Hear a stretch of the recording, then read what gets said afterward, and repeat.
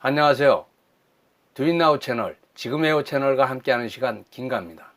지난 11일 2006년부터 2008년까지 주한 미군 사령관, 유엔군 사령관, 한미연합군 사령관을 역임한 버웰 벨 사령관이 한국의 전시 작전 통제권 전환 문제에 대해 예전과 다른 의견을 제시했습니다.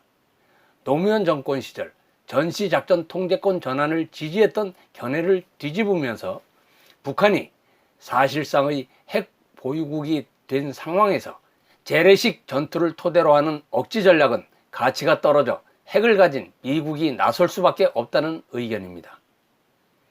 미국의 공식적 입장은 작전 통제권 전환은 당연하다는 것이지만 일부에서는 한국군은 아직 독자적인 대북 억지력을 지니지 못한 것으로 평가되기 때문에 작전 통제권을 넘겨받으려면 우선 군사적 능력부터 완비해야 할 것이라고 주장합니다. 한미연합사 체제로 존재하는 한미동맹은 세계에서 유일무이한 최고의 동맹관계이며 미군이 한국을 지키도록 되어 있는 이 체제는 한국에 매우 유리하기 때문에 이 체제를 깨트리려는 것은 휘발유를 안고 불에 뛰어드는 것보다도 더 위험합니다.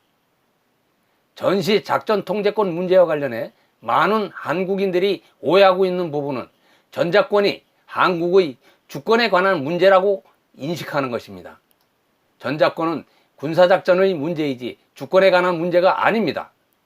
한국군과 미군은 평시에 연합사의 통제를 받지 않으며 전시에 양국 대통령의 승인이 있을 때만 연합사의 지휘를 받습니다.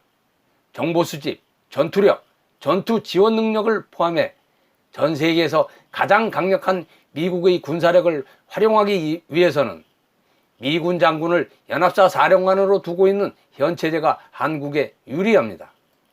미군의 군사력이 한국에서만 사용되는 것이 아니고 유럽, 중동 등 전 세계에서 쓰입니다. 한미연합사 사령관이 미군 장군이어야 군사력 동원 경쟁에서도 앞설 수 있는 것입니다. 미국이 다른 하나의 국가와 연합사를 운영하는 경우는 한국이 유일하며 연합사와 전작권 그리고 한미동맹은 미국이 한국을 적극적으로 방어하겠다는 의지를 보여주는 상징입니다.